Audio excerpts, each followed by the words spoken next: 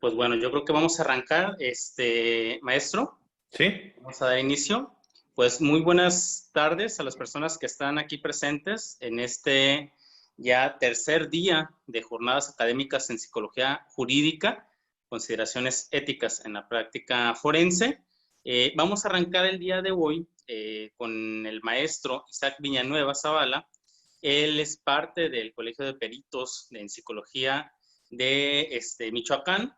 Voy a leer ahorita un poquito de su currículum y no sin antes agradecer, pues bueno, el trabajo que se viene haciendo desde el colegio para estar llevando a cabo estas actividades y asimismo pues reconocer el apoyo brindado por la Universidad de Colima, en este caso a través de la Facultad de Psicología, pues para poder ir trabajando en colaboración e ir edificando este proceso de consolidar la psicología jurídica también en ámbitos académicos.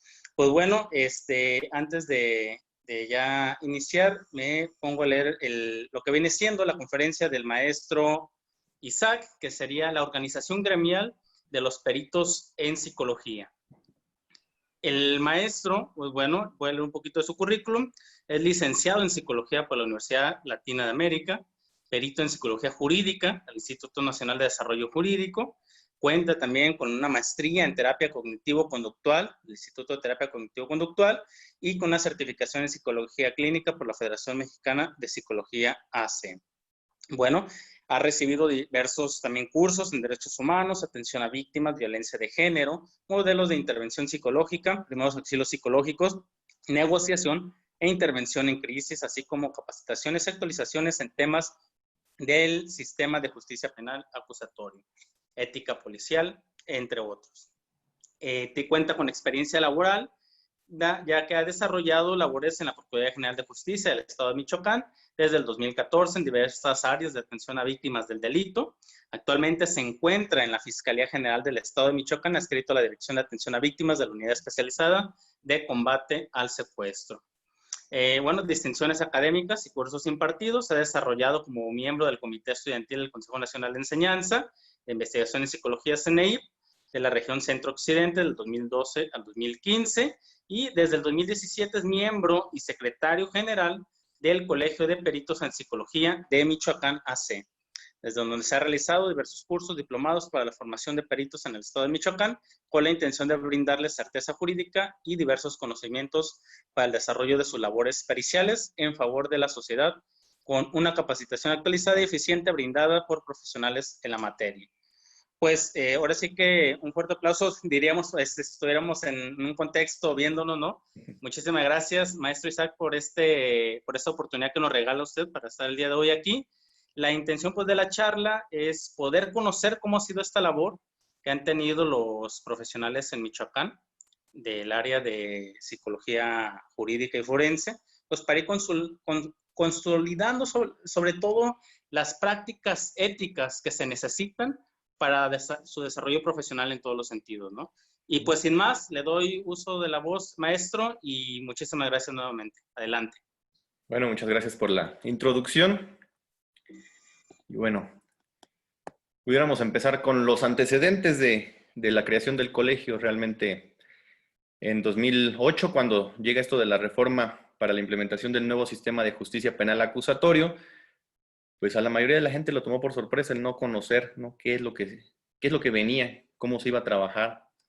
Hubo mucha gente que puso altas expectativas en que esto iba a ser pues de la noche a la mañana, ¿no? Un sistema ya como los anglosajones, como en Estados Unidos, en donde íbamos a subir al tribunal y iba a estar el juez, iban a tomar partido. Entonces hubo una serie de reglas por ahí que se tuvieron que empezar a pulir. Obviamente el sistema no podía ser semejante, tenemos evidentes diferencias por ahí.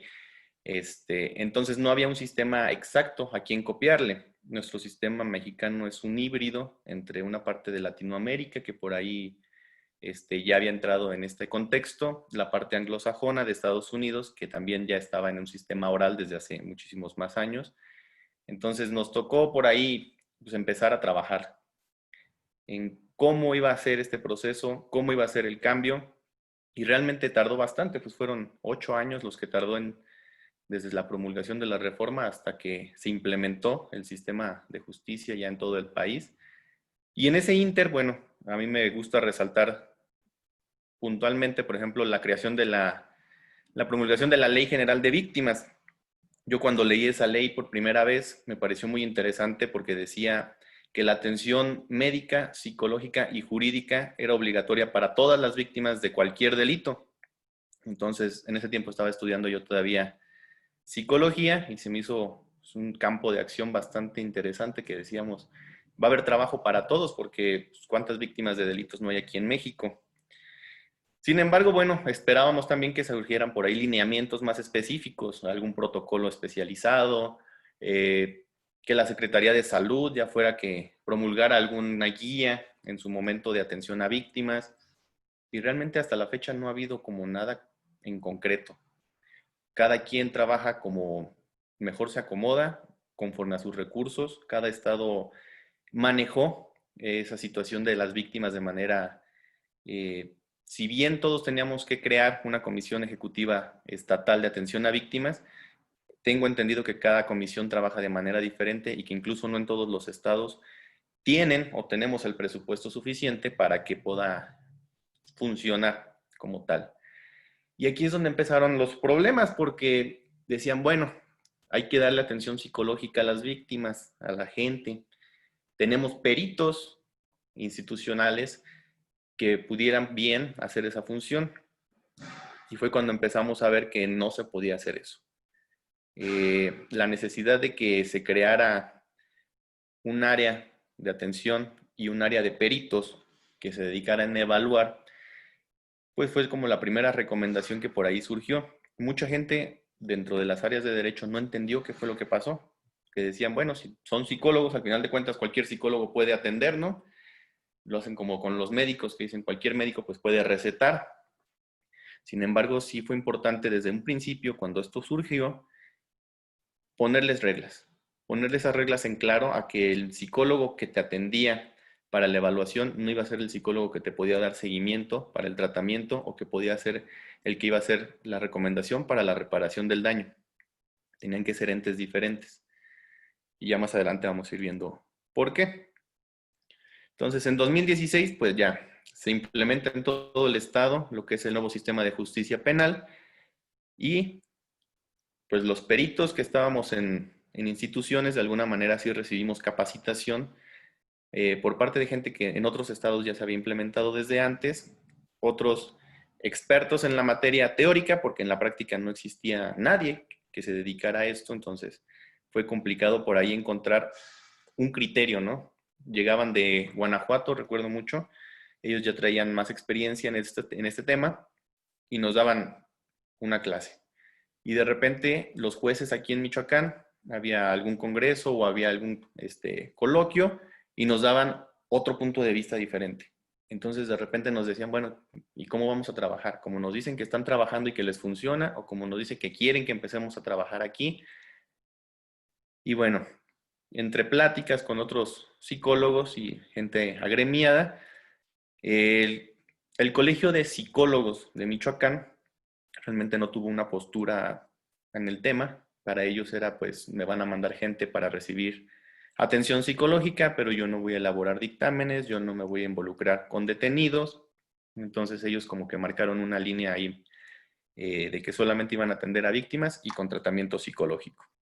Entonces dejaban desprotegida esta parte del peritaje, que decíamos, bueno, ¿quién va a hacer los peritajes? Porque al final de cuentas, no solo es la víctima la que necesita un peritaje, también es el detenido quien muchas veces se tiene que hacer, o el imputado en este caso. Y bueno, para 2017 entonces decidimos crear un colegio de peritos en psicología de Michoacán con la intención de poder comenzar a generar cursos, comenzar a generar conocimientos que nos dieran esta pauta, que pudiéramos homologar criterios. ¿Por qué? Porque bueno, en el área forense había mucha experticia por parte de los que ya habían estado trabajando en esta parte.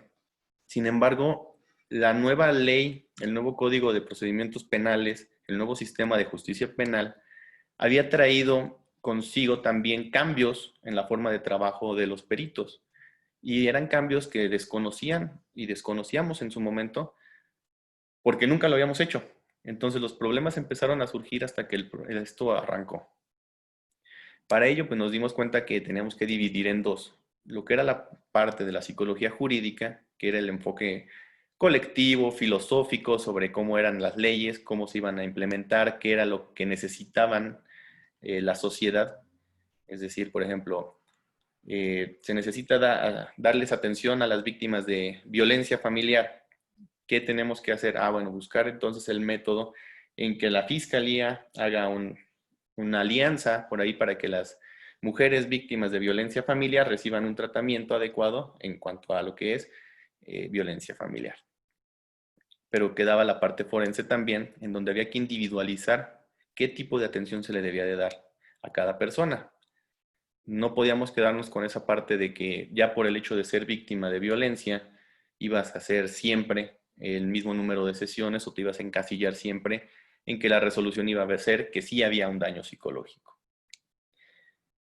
Desafortunadamente, bueno, la práctica estaba acostumbrados a que por el hecho de ser víctima ya tenías daño o que por el hecho de ser imputado ya tenías un alto grado de riesgo para la sociedad. Entonces hubo que ir eliminando también esos prejuicios que existían y empezar a hacer un trabajo más especializado. Pero especializado, ¿basado en qué? Ese fue como el problema. Por eso nosotros trabajamos desde la parte jurídica, porque es lo que le da el sustento al trabajo forense. Surgía el dilema aquí en Michoacán, que decían, vamos a aplicar pruebas proyectivas para evaluar. Inmediatamente eso fue algo que se cortó, porque dijimos, jurídicamente no puedes demostrar que una prueba proyectiva tiene validez o esté estandarizada para la persona a la que se la vas a aplicar. Entonces, fue esa parte de darle legalidad también a las pruebas, darle legalidad a las funciones, a las entrevistas, que se hicieran de manera correcta. Por ahí la Suprema Corte de Justicia, a lo largo de estos años, ha ido sacando protocolos especializados para niñas, niños y adolescentes, protocolos para personas discapacitadas, para protocolos de gente en migración. O sea, se ha ido especializando la atención. Sin embargo, bueno, en un principio, que desconocíamos todos estos problemas, había que trabajar con... Surgió la necesidad de la organización, esto para formación, es decir, poder entrenar gente que se dedicara a esto. Ahora con esto de que te llaman a los juicios, el tiempo de traslado, el tiempo de tener que estar esperando, bueno, a que te llamen, a que te suban al tribunal, a dar el testimonio, a la parte de del debate, bueno, pues de alguna manera sí es más tardado que lo que se hacía antes de solamente ir y entregar el informe al secretario, ya te lo recibían y en algún momento pues ir a ratificar. Entonces, la formación de los peritos sí fue importante porque nos dimos cuenta que nos iban a faltar peritos, en especial porque lo que les decía hace rato, ¿no? La ley ya marcaba que todas las víctimas debían de haber sido atendidas de manera psicológica también. La forma de actuación, ¿qué íbamos a hacer? Yo recuerdo durante la licenciatura realmente nunca tuvimos un acercamiento con nada que tuviera que ver con la parte jurídica, ni con la elaboración de dictámenes, mucho menos. Pero también faltaba esa noción siquiera de saber qué podíamos hacer o cuáles eran nuestros alcances. Es bueno, hasta cuando tienes la experiencia, que no existan candados en ese sentido para poder realizar tú las labores o las tareas como psicólogo o como perito, pero de alguna manera también cuando no se tiene la experiencia, tanta libertad puede generar sesgos o puede generar por ahí malas actuaciones que pudieran dañar dentro del proceso, ya sea a la víctima o al imputado, dependiendo de quién se esté evaluando. Entonces, esos sesgos teníamos que marcar mejor caminos donde fuera más eficaz, más rápida y más certera la información que se tenía que vertir por parte del psicólogo, del perito. ¿Por qué? Porque pasaba, por ejemplo, en el Cerezo, que los espacios no estaban acondicionados, que los tiempos que tienen el psicólogo para evaluar al imputado, pues realmente no son los tiempos adecuados para aplicar las pruebas de manera como lo marca la misma prueba, ¿no? Entonces había que buscar también instrumentos que fueran más eficaces, instrumentos que estuvieran validados, que tuvieran un sustento jurídico, un sustento legal y que nos apoyaran de mejor manera a esta situación. Y la parte de la capacitación, bueno, pues va de la mano con ambas, ¿no? Para poder nosotros formar y actualizar a los peritos, había que capacitar a la gente, generando pues cursos, generando o participando dentro de los coloquios, simposios, que por ahí se fueran generando. La intención de nosotros pues era desarrollar las competencias. Sabíamos que los peritos que estaban anteriormente en las instituciones traían mucha experiencia en este sentido, pero había que mejorar. Había que mejorar y había que cambiarles ese chip que traían, que costó muchísimo trabajo, muchos años de esfuerzos de estar demostrando que la psicología es una ciencia, que es una ciencia que trabaja con un método científico, que es capaz de comprobar lo que está diciéndose. Entonces, también esa parte nos costó mucho trabajo, que hubiera un respeto como para perderlo, porque un profesional de la licenciatura no acatara o trabajara de manera no ética algún asunto y pues de alguna manera dejarnos mal parados, ¿no? Frente a los jueces o fiscales. Entonces hubo que trabajar con esa parte. Yo recuerdo mucho los mismos fiscales decían, bueno, te van a llevar, vas a estar en tribunal, pero ¿cuál va a ser tu función? Realmente no sabemos si te vamos a ocupar o no te vamos a ocupar.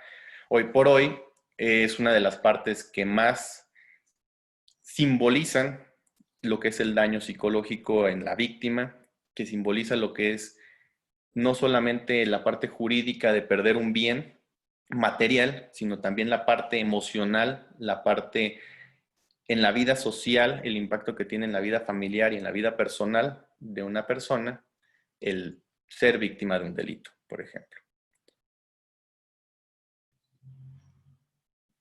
Y bueno, para poder realizar estos conocimientos, esta transmisión de conocimientos en cuanto a psicología forense, pues tuvimos que buscar quiénes se dedicaban a esto, quiénes ya habían estado en esas primeras trincheras frente a los jueces, quiénes ya habían corregido o quiénes habían encontrado el modo de trabajar. Sabemos que en cada estado es diferente.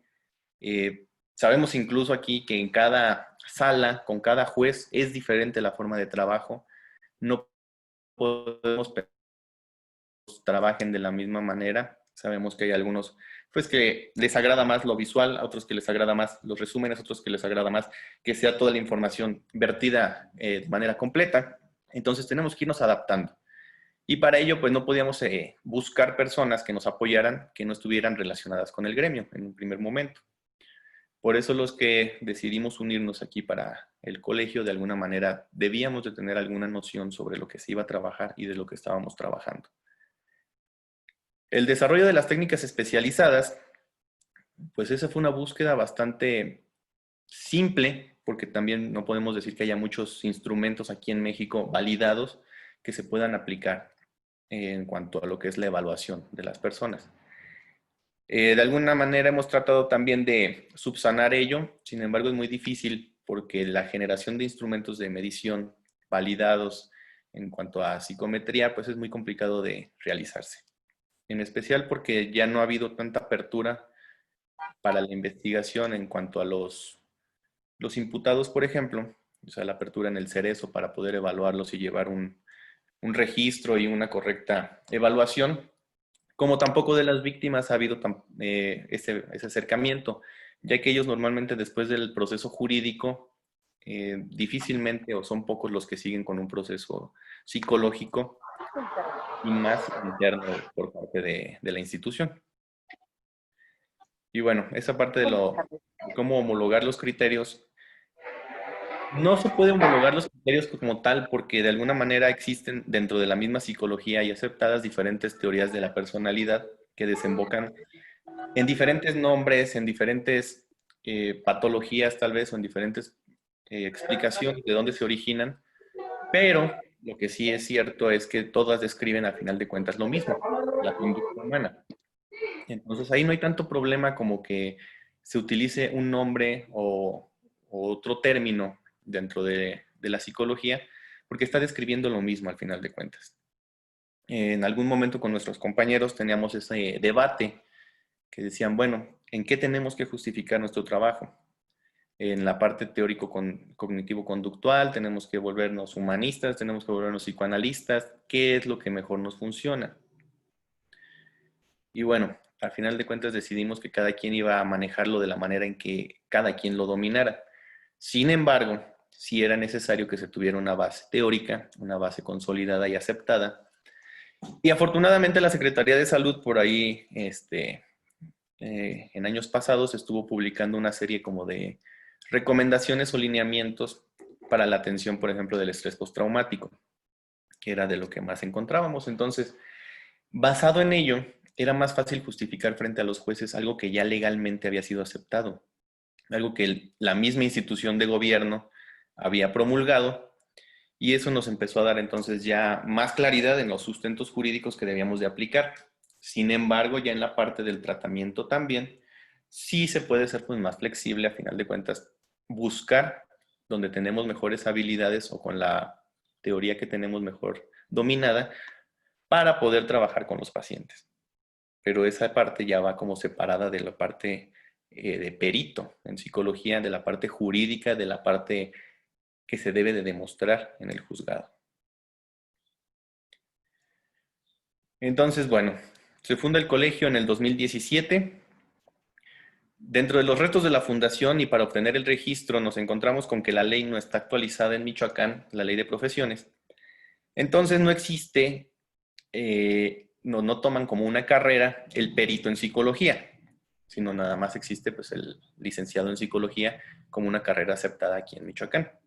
Entonces nos dicen, bueno, no se puede dar el registro porque pues, no se reconoce como una carrera el perito en psicología, porque también les explicábamos pues que no era lo mismo, o sea, no trabaja bajo el mismo plan de estudios, o sea, son cosas totalmente diferentes. Y la intención de obtener ese registro será para poder generar los cursos y poder tener una validez por parte de profesiones. Sin embargo, bueno, ellos nos dicen que no, pero existía la forma de generar el colegio, por eso es una AC. Se crea el colegio y entonces buscamos aliados, ¿no? Y dentro de estos aliados está la Universidad Michoacana de San Nicolás de Hidalgo, que es la universidad aquí local de Michoacán. Ellos cuentan pues con su aval en el área de psicología y nos dan el aval entonces para abrir los programas de diplomados. Obviamente ellos registraron, ellos revisaron también en qué consistía, cómo se iba a trabajar, qué eran las materias que se iban a cursar, cómo se iba a cursar dicho programa y lo aceptaron porque era un programa bastante completo y en especial era un programa que abordaba un campo vacío, un campo virgen. Ellos mismos aceptaban que, bueno, pues dentro del colegio, dentro de la licenciatura, no existía nada que se asemejara a dar esos conocimientos, pero que en la práctica sí existía y que en la práctica sí era necesario tener conocimientos teóricos y prácticos de este tema. Entonces, por eso fue muy sencillo realizar esas vinculaciones y que se aprobara. Dentro de la estructura de la organización, realmente somos una organización simple, en el sentido de que no ha sido necesario como ampliar o tener espacios físicos habilitados para un funcionamiento muy grande. Ahorita les voy a explicar más o menos por qué. Y bueno, se generaron los estatutos de la organización, estatutos muy simples y básicos de cualquier otro colegio para la adhesión de miembros y para poder generar lo que eran los programas de estudio, ¿no? ¿Qué es lo que más nos interesó en esa parte? Generar estos programas garantizaba que fueran a salir o a egresar psicólogos, peritos, con la formación, con los conocimientos necesarios, para entonces ahora sí poder ser miembros del colegio de psicólogos. Y bueno, dentro de los apoyos y las colaboraciones, les decía, la Universidad Michoacana nos ha apoyado en eso, hemos trabajado también con otros institutos privados para poder traer otro tipo de cursos. Y la intención siempre ha sido buscar que los agremiados tengan la oportunidad de superarse, tengan la oportunidad de preguntar las dudas a las personas que de alguna manera estamos más al frente en el tribunal o que de alguna manera estamos más en contacto con los fiscales o con otros peritos que también están en otras áreas, porque eso es lo que siempre has hecho este trabajo, más en común, en conjunto. En un primer momento, el perito en criminalística, por ejemplo, era de los más importantes, porque sus pruebas abarcaban todo lo que era, ahora sí que lo científico, lo legal, lo que le iba a dar todo el peso dentro del tribunal. Y empezaron a verlos a ellos como los que debían casi casi que resolver el asunto, ¿no? En el área de litigación ya establecida. Entonces, que los psicólogos nos fuéramos metiendo por ahí, que fueran viendo que sí era importante también recalcar lo que era el daño, lo que era la parte eh, de cómo la persona se había afectado y que también tenía que buscarse una reparación del daño, no solo material, sino también emocional de lo que había vivido, y no solamente la persona, sino también su familia, fue que se empezó a dar esta parte de darle peso a la reparación del daño, pero para poder determinar cuál era el daño teníamos que hacer o echar mano del perito en psicología.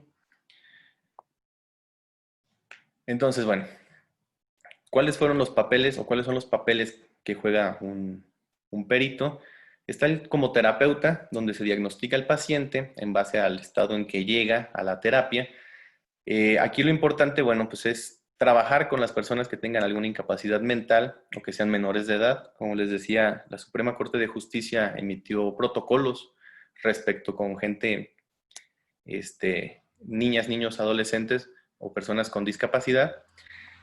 Y dentro de esos protocolos, bueno, siempre está que tiene que ser un psicólogo el que de alguna manera sea el mediador entre los abogados y la persona que vaya a testificar o que haya sido víctima. Esto con la intención de que el daño no sea revictimizante, es decir, que no haya un segundo daño de lo que ya de por sí hubo. Entonces, de repente nos topamos con estos protocolos, que no son protocolos pues tampoco sencillos, ¿no? Hay que seguirlos al pie de la letra porque ahí sí ya también los jueces tienen una vara de dónde medir si se está haciendo correctamente el trabajo o si no se está haciendo.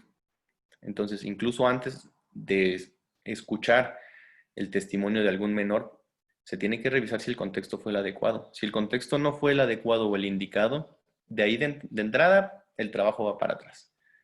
Entonces hay que tener mucho cuidado y hay que tener también mucha pericia de qué es lo que se va a trabajar, con quién estamos trabajando y buscar de antemano o tener conocimiento si existen o no existen estas herramientas. La parte de ser un consultor, bueno, pues puede ser llamado por los abogados, por la fiscalía o por el mismo juez, que es ahí donde ayuda a aclarar términos o ayuda a asesorar sobre cómo se va a llevar a caso cómo se va a llevar a cabo el interrogatorio hacia otro psicólogo. Nos llegaba a pasar mucho cuando se aplicaba protocolo de Estambul. Aquí en Michoacán hubo una época en donde a todos los detenidos, casi de cajón, les querían que les aplicaran el protocolo.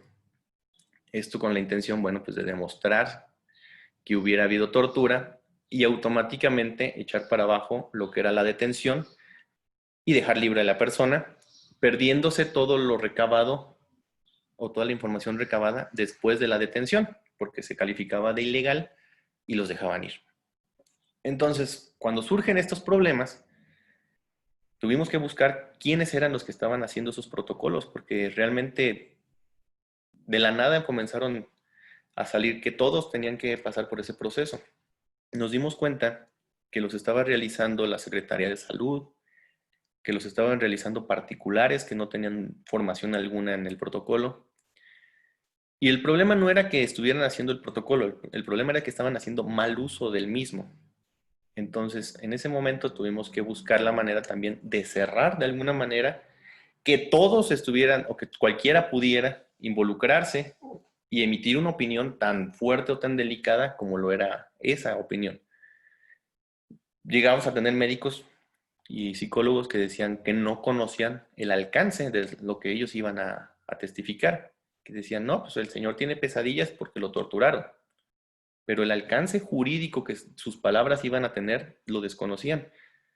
¿Por qué? Porque eso era abrir una carpeta de investigación contra los policías que lo habían detenido. Eso era abrir un proceso paralelo al proceso que ya estaba llevando el imputado, dejar el proceso con las víctimas en stand-by, en espera, hasta que se resolviera lo de la tortura para entonces regresar a ver si se iba o no a evaluar o a enjuiciar el proceso que ya estaban viviendo. Entonces, cuando se les explicó que lo que estaban haciendo a diestra y siniestra, sin ningún conocimiento, sin ninguna base, pues sí, muchos sí decidieron retirarse y no volver a aplicar ese tipo de protocolos. La Secretaría de Salud de alguna manera dijo, yo ya no voy a mandar a más gente porque los están poniendo en jaque, ya que todos, cuando empezábamos a hacer ciertas preguntas, nos dábamos cuenta que el protocolo estaba mal aplicado. Por lo mismo que les decía hace rato, ¿no? Que los tiempos no nos daban para poder hacer una evaluación completa como se debe o en formal. Entonces, bueno, como peritos para asesorar a los jueces, o es la parte de los testimoniales, es cuando se explica qué fue lo que se encontró. Y bueno, el terapeuta no puede ser pues el mismo perito que evalúa, tiene que ser una persona distinta, esto con la finalidad pues de que sea una opinión que no esté mermada por otro tipo de situaciones que ya la persona en terapia por ahí va aflorando. Lo que se evalúa dentro de el peritaje es únicamente el hecho delictivo del que fue víctima o el hecho del que está acusando. Entonces, para eso y para darle fiabilidad a los testimonios fue necesario pues que se separaran estas figuras, que era lo que les decía al principio, ¿no? Que decían, si ya tenemos un perito en psicología, pues que sea el mismo el que después le emita la recomendación o que sea el mismo el que le dé terapia, ya para que no tengamos que contratar a más personal. Entonces, de entrada, ese fue uno de los candados más grandes que puso la misma ley, que decía que no podía fungir como ambas.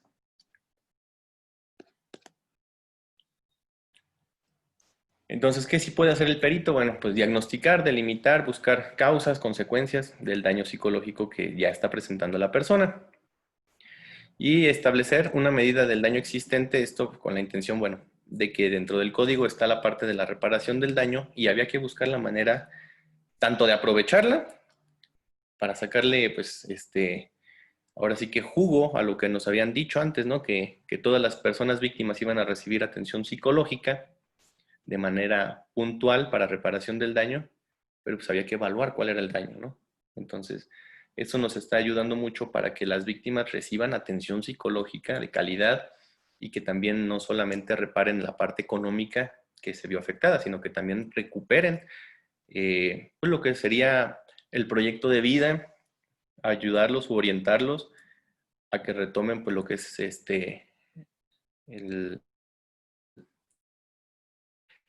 todo lo que toda la parte psicológica que se ha perdido durante el delito, el autoestima, la confianza en los demás, las inseguridades que se han ido generando, la desconfianza al mundo como tal. Entonces, toda esa parte es la que se ha tenido que venir evaluando y nos dimos cuenta, bueno, que al final empezaron a pedir peritos para todo.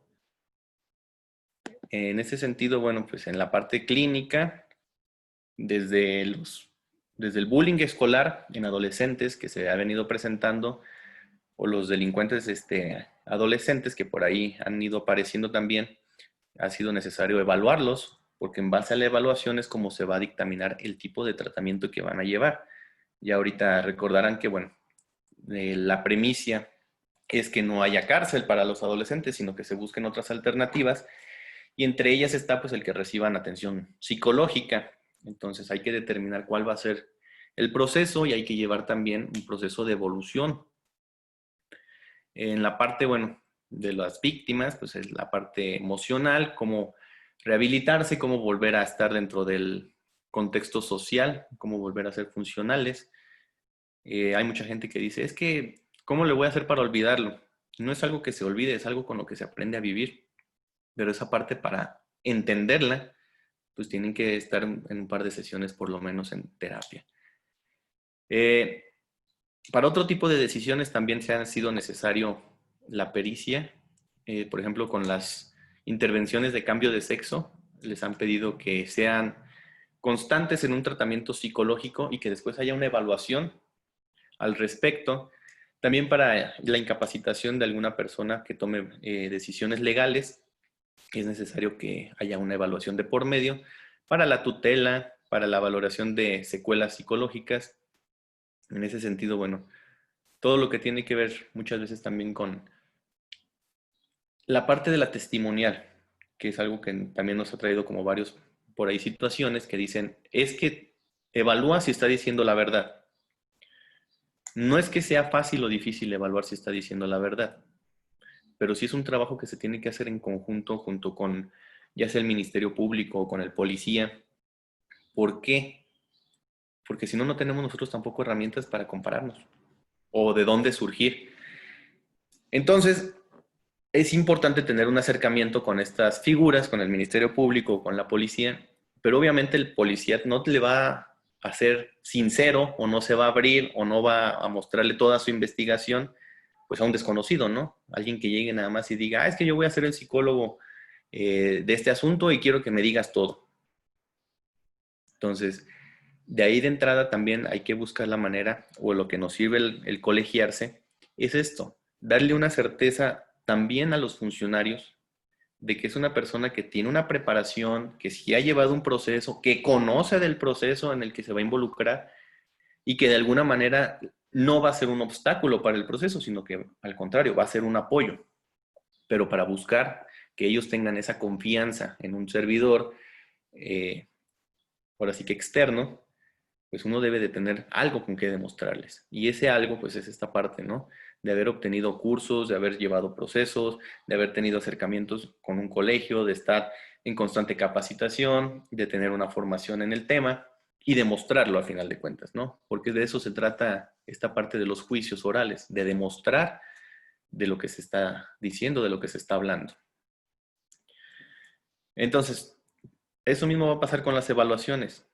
Las evaluaciones hechas bien, de entrada ya vamos a saber quién sí trabaja de manera correcta, cuáles evaluaciones sabemos que sí se llevaron a cabo en tiempo, en forma, con los procesos debidos, y también nos podemos dar cuenta de cuáles son aquellas que están mal hechas, cuáles no cumplieron con los requisitos, y créanme que en el juzgado, ya en el momento, ese tipo de detalles a veces que dejamos pasar de decir, es que no importa que no cumpla con este requisito, lo dejo pasar y de todo modo no se van a dar cuenta.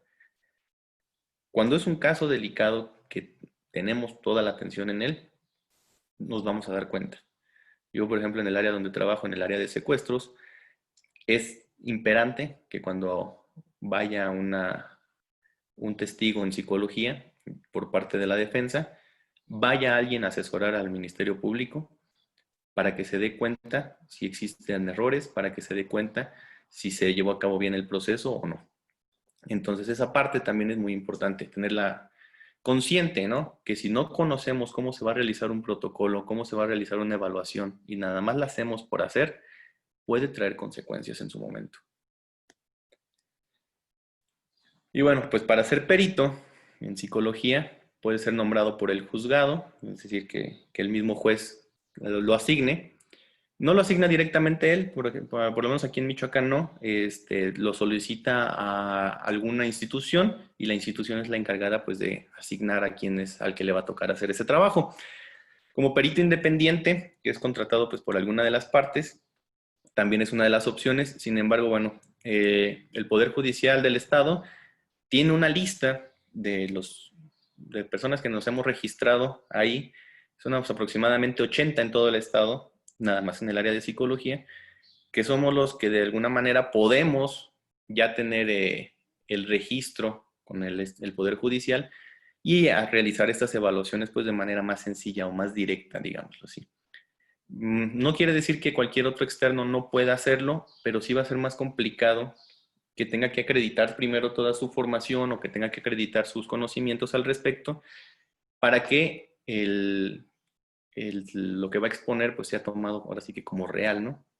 Ese es un plus que de alguna manera da el colegio, que ya tienes tú un documento que avala la formación, que avala el conocimiento y no es necesario como preguntar si realmente tuviste una formación o tuviste un conocimiento o si viste esa materia o si sabes cómo se maneja una evaluación con las víctimas o con un imputado. Porque de antemano se sabe que sí lo conoces porque obtuviste un documento pues, que lo demuestra.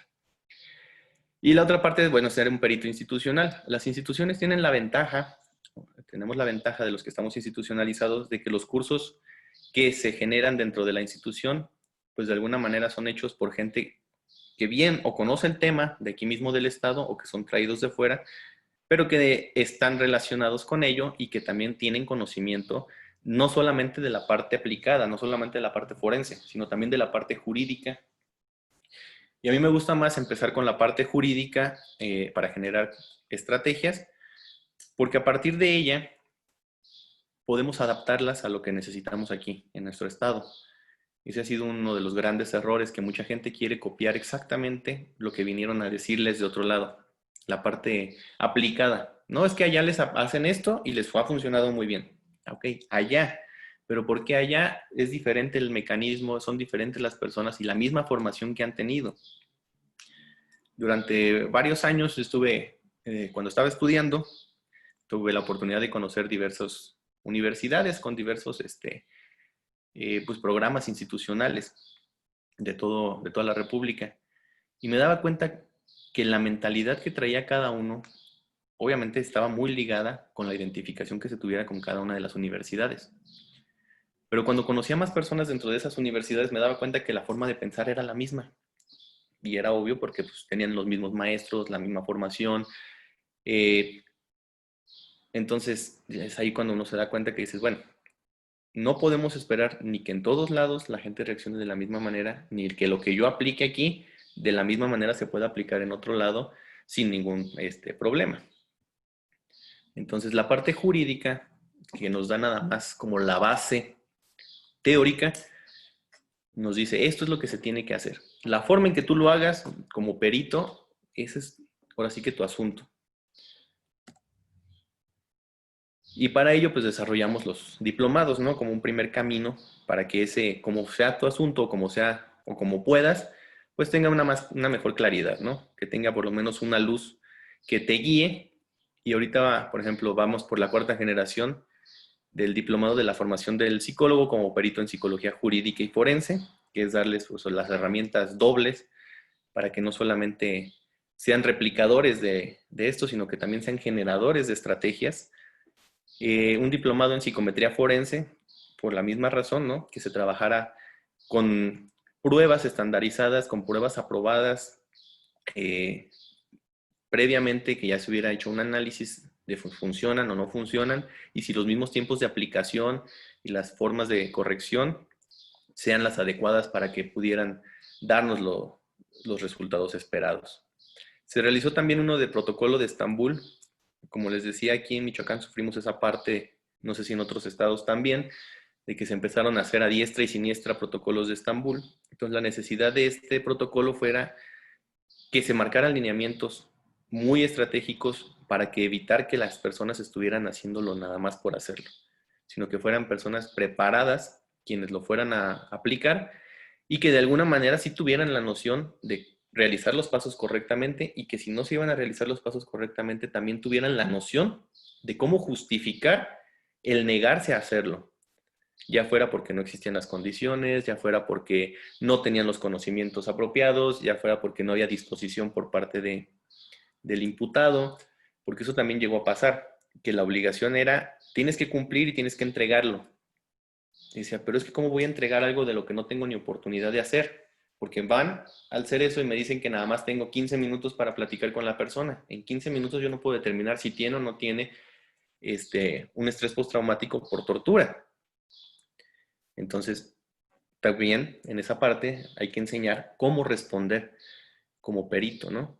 Porque tú tienes también la facultad tanto de aceptar como de rechazar un cargo, pero muchas veces existía ese miedo a que, no, es que si lo rechazo ya no me van a volver a llamar, ya no me van a volver a contratar, es que voy a quedar mal, es que luego me vayan a fincar responsabilidad o vaya a tener problemas en mi trabajo. Entonces fue esa parte también de darle una importancia a lo que estamos haciendo, porque lo que estamos haciendo también no es nada más hacer por cumplir, no es nada más, ya tengo mi dictamen, ahí está, ya que se hagan bolas ellos. No, el dictamen va a terminar en un juicio, va a terminar siendo expuesto por el mismo perito en algún momento, y eso es lo que tenemos que también quitarnos ese miedo, de decir, bueno, ¿qué es lo que estoy haciendo? Bueno, lo que estoy haciendo es entonces ir a un tribunal a demostrar que lo que yo hice y que mi trabajo tiene un sustento legal, tiene un sustento teórico, tanto en derecho como en psicología, que sé qué fue el trabajo que hice, sé cómo lo hice, y estoy seguro de que lo hice bien, entonces voy a ir a defender mi trabajo frente a los jueces, frente a los abogados. ¿Cómo se logra eso? Bueno, con conocimiento y quitándose el miedo a lo que estamos haciendo. Eso es lo que trata de hacer el colegio, empoderar también a los peritos en psicología, respaldarlos, darles esos conocimientos y esas herramientas para que puedan defenderse. Y básicamente, bueno, la intención de que estemos el día de hoy reunidos pues era transmitirles un poco de la experiencia que habíamos tenido nosotros en este tema. Abordar ya más en la formación, en lo que hemos hecho, cómo se ha ido trabajando, pues cada perito ha tenido su área de experticia. Por ejemplo, yo en lo personal con niños tengo cero experiencia. Bueno, no que no tenga experiencia, pero no me animaría yo, por ejemplo, a hacer un trabajo con niños porque sé que hay gente que conozco que lo hace mejor. Y también es esa parte de tener humildad, de decir, no lo puedo hacer yo todo bien, pero puedo tener un colega que le va a interesar este asunto y que sé que lo va a hacer mejor y sé que lo va a hacer mejor también para esa víctima, para esa persona. Y en ese sentido también crear una red de psicólogos de quién echar mano, de quién apoyarnos o a quién recomendar también, porque no se vale que muchas veces por querernos quedar con un trabajo o querernos quedar con lo que nos van a remunerar, pues digamos, voy a hacer algo al aventón, lo voy a hacer mal o lo voy a poder hacer de manera correcta porque no tengo los conocimientos. Entonces la intención es dotar de conocimientos a las personas que se van a dedicar a esto. Muchas veces saliendo de la licenciatura hay muchos que tienen esta inquietud, pero ya cuando se ve que es un proceso pues bastante largo y no solamente de conocimientos teóricos en psicología, sino también en derecho, también en social, ya nos vamos por ahí dando cuenta que varios desertan. Pero la intención pues es también motivarlos a que sigan adelante e invitarlos pues a seguir generando conocimiento en esta área. No sé si alguien tenga alguna duda por ahí. Muchísimas gracias, maestro. Pues igual damos un espacio para que algunas personas que quieran compartir o comentar algo. Hay una pregunta por aquí, creo que en el chat. Déjeme checar. Lenny Migdalia Miranda menciona, pero sin embargo en las instituciones piden los magistrados hacer de evaluador y terapeuta, en especial en los casos de violencia familiar, cómo hacerlos entender a ellos. Igual si quiere comentar algo, colega. Bueno, aquí en Michoacán lo que pusimos así de entrada fue ese tope para todos, incluso porque también en Fiscalía querían hacerlo así, que nos decían, bueno, si ya están aquí, pues ustedes háganlo todo, ¿no? O sea, ustedes evalúen a las víctimas y ustedes denles tratamiento. Y de entrada sí fue ponernos en un papel de decir, no se puede. Volvemos a lo mismo, la ley no nos marca cómo debe de ser el tratamiento, solamente nos dice que debe haber un tratamiento. Ahí lo que tienen que hacer pues es demostrarles quiénes son los que tienen ese conocimiento, quiénes son los que saben sobre el tema. Y evidentemente pues sobre el tema de psicología, los jueces o los magistrados tienen que ser humildes y decir, bueno, yo no sé de psicología, como juez, se lo voy a dejar entonces a quien sabe. Y juntarse, eso también se llegó a hacer acá. Institucionalmente se mandó pues por ahí un escrito a los jueces donde se les solicitaba que ellos también tomaran en cuenta las opiniones de los psicólogos dentro de los procesos de actuación. Cuando los formaron en el nuevo sistema de justicia, a los jueces les dieron como unas clasecillas por ahí de lenguaje corporal, de tono de voz, que si la persona se mostraba de tal manera, pues estaba diciendo la verdad, y si se mostraba de tal manera, pues como que podían dudarle. Entonces, bueno, también ellos salieron de alguna manera como sintiendo que ya sabían de psicología y que podían evaluar a las personas viéndolas casi casi nada más de cómo se comportaban para saber si decían la verdad o no. En ese sentido, lo que les puedo decir, bueno, ellos aquí por lo menos en Michoacán se dieron cuenta que eso pues no era, no les resultaba. Y les demostramos que la parte psicológica con las pruebas, o sea, de decirles, mira, esto tiene que ser así, así, así, hasta que lo entendieran. Dentro de eso fue el marcarles, ¿no? ¿Por qué una persona hace la evaluación de periciales y por qué se está recomendando el tratamiento por medio de otra persona? Ah, bueno, justamente por eso, porque no puede ser la misma persona la que haga las dos funciones. Entonces, ¿cómo lo vieron?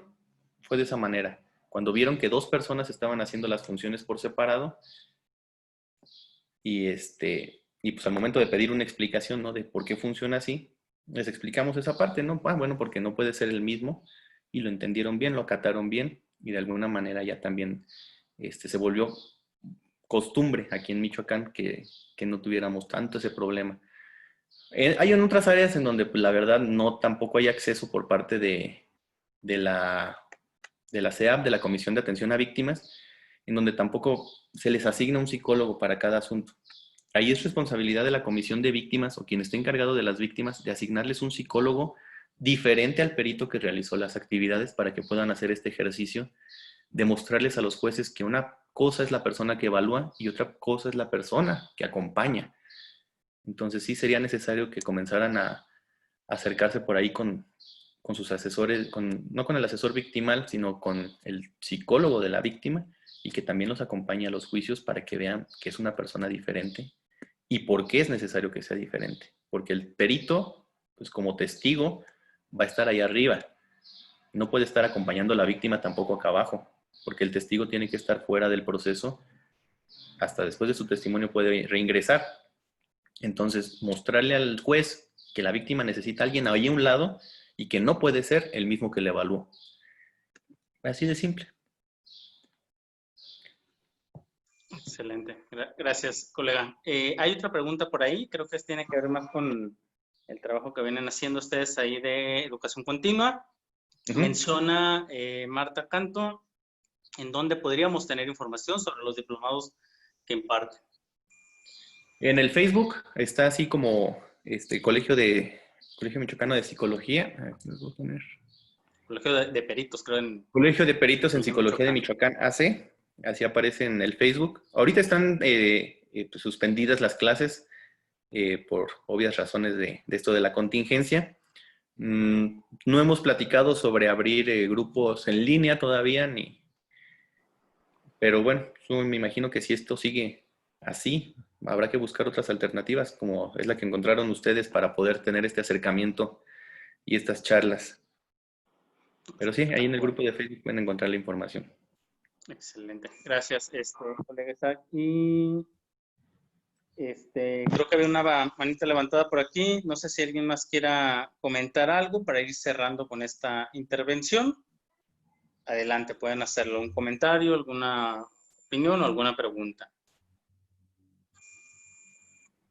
Tengo por acá, éticamente no debe haber doble vínculo, menciona Marta Canto también, y estaría perfecto en línea, excelente. Pues, bueno, ahora sí que alguien más que quiera comentar algo, sino para ir cerrando con algunas conclusiones finales que nos pueda hacer el maestro Isaac.